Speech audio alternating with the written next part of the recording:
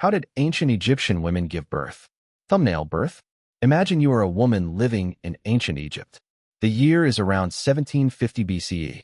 You are inside a mud brick house near Abydos. Outside, the afternoon sun burns against the walls. Inside, several women are moving quickly around you. One brings water. Another prepares cloth. Another places 2 bricks on the floor. Your contractions are getting stronger. There is no hospital, no modern pain medication, no heart monitor, no operating room waiting down the hall. And yet everyone around you seems to know exactly what comes next. You are not being placed flat on a bed. Instead, you are being prepared to squat. The bricks beneath your feet are not ordinary construction bricks. They are birth bricks. And in ancient Egypt, giving birth could mean balancing your body above bricks while women supported you. Protective gods watched from painted images. Magical words were spoken around you. And everyone in the room hoped that both you and your baby would survive. For ancient Egyptians, childbirth was not simply a medical event. It was physical, social, religious, and deeply dangerous. And some of the strangest evidence for how they handled it was discovered not inside a temple, but inside someone's house. In 2001, archaeologists working at South Abydos uncovered something Egyptologists had known about from texts but had almost never seen in the ground. A real ancient Egyptian birth brick. It came from an elite residence and dates to roughly 1750 to 1700 BCE. The brick was made of mud, but unlike an ordinary building brick, it was covered with painted imagery connected to childbirth. And that discovery transformed an ancient expression into something real. Egyptologists had long understood that special bricks, sometimes connected with the term mesquinet, could support a woman while she squatted during delivery. But here was the object itself. A brick that may once have sat beneath the feet of a woman while she gave birth nearly 4,000 years ago. Now picture the position. Instead of lying flat on her back, the woman squats with her feet supported. Her knees are apart. Her body is upright. Women around her can steady her arms and shoulders. Gravity is working with her rather than against her. We should be careful not to pretend every Egyptian woman in every period gave birth in exactly the same way. Ancient Egypt lasted for thousands of years. Customs changed. Regions differed. Wealth mattered. But birth bricks and childbirth imagery give us strong evidence that squatting or crouching positions formed an important part of Egyptian birth practice. And the brick found at Abydos wasn't merely something to stand on. Its images tell us what people believed was happening in the room. One side shows a mother with her newborn. 2 female figures attend her. Nearby appears imagery connected with Hathor, one of Egypt's major goddesses associated with femininity, motherhood, sexuality, and fertility. Other surfaces carry protective beings. The entire brick seems to have functioned not only as physical equipment, but as magical equipment. The pictures were part of the protection. The woman wasn't simply standing on mud. Symbolically, she was standing inside a system of divine defense. And that makes much more sense once you understand what childbirth meant in a world without modern emergency obstetric care. A normal delivery could go well, but if something went wrong, options were limited. Severe bleeding, obstructed labor, and infection are dangerous even today when medical treatment exists. Ancient families lived without modern surgical intervention, antibiotics, sterile delivery rooms, or blood transfusions. The danger did not end the moment the baby appeared. Complications could continue afterward. So when Egyptians surrounded childbirth with protective rituals, that wasn't because they were foolish. They were confronting a frightening situation with every tool their culture gave them. Experience, family knowledge, medicine, ritual, and the gods. One of the most important protectors was a goddess who, at first glance, looks like the last creature you would invite into a delivery room. Taweret.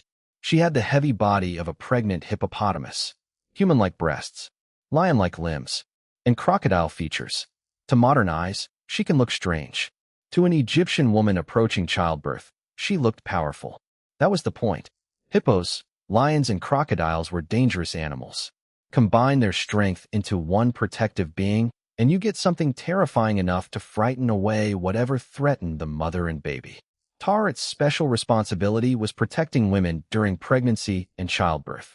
You could encounter her image on amulets, household objects, furniture, magical objects, places connected with women and children. She was not the distant god of some abstract cosmic problem. She dealt with something happening in your house. Tonight.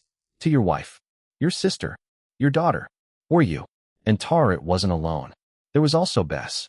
Bes looks completely different from the elegant, tall gods that usually appear in Egyptian temple art. He is short, broad, often shown facing directly toward you. He may have leonine features. Sometimes he carries a weapon. Sometimes his image appears on furniture and personal objects. And one of his major roles was protecting women and children during and after childbirth. A Bes figure with a knife wasn't decoration in the modern sense. The knife represented his ability to attack hostile forces threatening the household. Imagine labor beginning at night. There is no electric light. Oil lamps flicker across mud-plastered walls. You hear the woman's breathing. The women assisting her speak to one another. Nearby stands an image of Taweret. Somewhere else, Bes stares outward as if guarding the room. To the people there, childbirth was happening in two worlds at once. The physical world contained pain, blood, exhaustion, and a newborn child. The invisible world contained forces that could either protect or destroy. So the family defended both. Sometimes protection could even be drawn around the mother. Ancient Egyptian magical wands from the Middle Kingdom were often carved from hippopotamus ivory and decorated with protective beings. One such wand could be used to draw a protective circle around the place where a woman would give birth or nurse her infant. The figures carved into it included Taweret and other magical guardians. Think about the psychology of that moment. You cannot control whether labor will become difficult. You cannot see bacteria. You cannot measure the baby's heartbeat. You cannot call an ambulance. But you can define a protected space. You can bring experienced women into the room. You can prepare the birth bricks. You can speak words that generations before you believed had power. You can surround the mother with images of being stronger than the things she fears. Modern people often separate medicine from ritual. Ancient Egyptians did not always draw that boundary. A treatment could be practical and magical at the same time. An ingredient could be applied to the body while a spell was spoken. A medical text could discuss symptoms, diagnosis, and remedies within a culture that also saw divine or supernatural forces as part of health.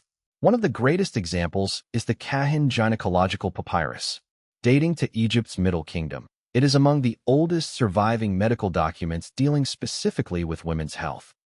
It contains material concerning pregnancy, fertility, diagnoses, and treatments. It is evidence that Egyptians were seriously observing women's reproductive health nearly 4,000 years ago. But don't imagine an ancient obstetrics textbook. There were no diagrams showing fetal heart rates, no modern understanding of hormones, no germ theory, no standardized prenatal ultrasound. Instead, ancient Egyptian medicine blended generations of observation with theories about the body that could be completely wrong by modern standards. And yet sometimes their experiments were surprisingly clever. Consider one of the most famous Egyptian pregnancy tests. A woman who wanted to know whether she was pregnant could use her urine to moisten grain. Versions of the method appear in Egyptian medical traditions involving barley and emmer wheat. If the grain germinated, this was interpreted as evidence that the woman would give birth. The texts even attempted to use which grain sprouted to predict whether the child would be male or female. The sex prediction does not hold up. But the fact that ancient Egyptians connected pregnancy with something detectable in urine is remarkable. Later experiments found that the basic pregnancy part of the method had some predictive value, even though it was nowhere near a reliable modern pregnancy test. Imagine discovering that you might be pregnant this way. No plastic stick, no digital screen, no pharmacy. You urinate onto grain. Then you wait, day after day, watching for life to appear from the seeds. There is something strangely poetic about it. A possible new life inside your body, revealed by new life growing from grain. But once pregnancy was confirmed, there was still a long journey ahead. An Egyptian woman would continue daily life for much of her pregnancy. There was no modern maternity clinic waiting for routine appointments. Her knowledge likely came from other women, household experience, medical traditions were available, and religious practices designed to keep danger away. And when labor finally began, childbirth appears to have been primarily a female space. The painted birth brick from Abydos shows the mother attended by two women. Scholars often describe figures like these as birth attendants or midwives. But evidence for a standardized, formally trained profession identical to the modern midwife is much less clear than popular history sometimes suggests. What we can say is that experienced female assistance appears in childbirth imagery. That alone matters. Human birth is difficult. Having other people there to support the laboring woman is not a luxury. It is a survival strategy. Now imagine the room again. A contraction begins. The woman grips the people beside her. She squats above the bricks. Someone steadies her. Someone prepares for the baby. Someone may be speaking protective words. There are no machines making rhythmic beeping noises. Every piece of information comes from the woman's body. Her breathing, her pain, her position, what the attendants can see, what they can feel, and what experience has taught them. Minutes pass, maybe hours. Eventually, if everything goes well, the child emerges. And for a few seconds, the entire room waits for the most important sign. Life. A moving child. A crying child. A breathing child. This moment was so culturally powerful that childbirth objects repeatedly link human birth with divine rebirth. The birth brick from Abydos includes imagery of a mother and newborn and invokes protective deities. Other Egyptian fertility objects connect childbirth with Hathor, Taweret, and Bes. The same themes could even follow people into tombs because Egyptians connected successful human birth with the idea of rebirth after death. And here's where the story becomes even more interesting. The bricks beneath the mother's feet may have represented more than support. The word and concept associated with Meskenet also became divine. Meskenet was connected with childbirth and with the destiny of the newborn. In other words, the object that physically supported a woman at the moment her child entered the world could also become linked symbolically with the child's fate. Your first contact with the world could happen above a brick representing the beginning of your destiny. Think about how different that is from a modern delivery room. Today, the first objects surrounding a baby might be gloves, blankets, monitors, and medical instruments. In ancient Egypt, the setting might include mud bricks, household furniture, protective amulets, and images of gods. But some emotions in the room would have been exactly the same. Is the baby breathing? Is the mother safe? What happens next? Because surviving labor was only half the battle. The period after childbirth remained dangerous. The mother's body was exhausted. Bleeding could continue. Infection remained possible. The newborn was fragile. There was no neonatal intensive care unit. No antibiotics. No modern infant formula manufactured under controlled conditions. The household now had to keep two vulnerable people alive. And Egyptians again surrounded this period with ritual and protection. New Kingdom imagery from places such as Deir el-Medina shows women with infants in contexts connected with birth and recovery.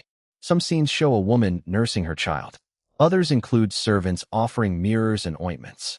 Certain evidence has been interpreted as representing a purification celebration around 14 days following childbirth. That detail tells us something important. Birth wasn't necessarily seen as one moment. It was a process. Pregnancy, labor, delivery, recovery, nursing, purification, protection of the infant. Ancient Egyptian families had cultural practices for all of these stages, and breastfeeding was central. Without modern alternatives, a mother's milk, or another lactating woman's milk when necessary, was one of the baby's most important resources. Egyptian religious imagery repeatedly celebrated nursing.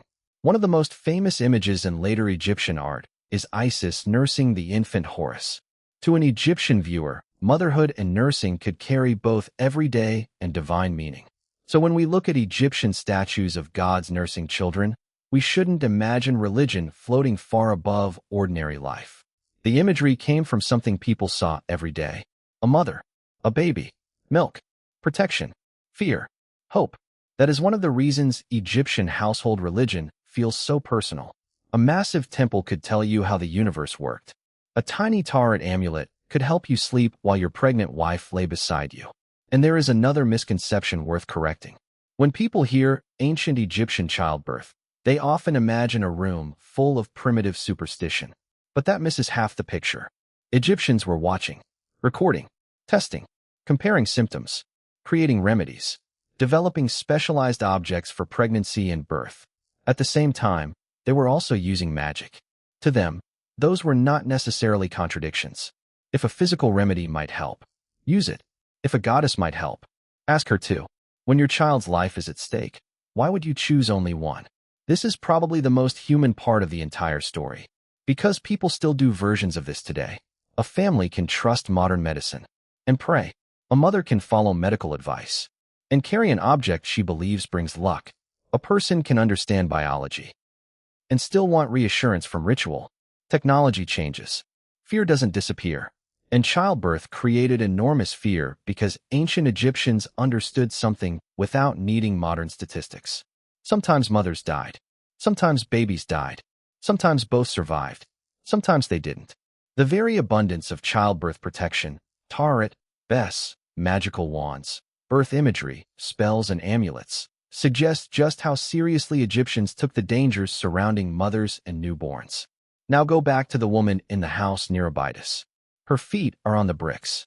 Her body is exhausted. The room smells of oil, dust, sweat, and clay. The women beside her are holding her upright. One more contraction comes. Then suddenly, the baby is there. For a moment, for 1,000 years disappear. Because the most important question in that room is the same question people ask in delivery rooms today. Is the baby okay? Then movement, breathing, a sound, relief. Someone places the child with the mother. The painted gods did not move. The birth brick did not perform surgery. The magical wand did not understand biology. But the people in that room used everything they had. Practical experience, community, objects designed for the body, medical knowledge, and belief. That is how ancient Egyptian women gave birth. Not inside the giant temples we associate with Egypt. Not beneath the pyramids. Mostly inside the human world. Homes, private rooms, women helping women, mud bricks under tired feet, a protective hippopotamus goddess nearby, a frightening little god guarding the door, and a family waiting to hear the sound that meant the future had arrived. The strange thing is that when we study ancient Egypt, childbirth almost disappears behind the pharaohs. Kings left statues 30 feet tall. Mothers often left almost nothing.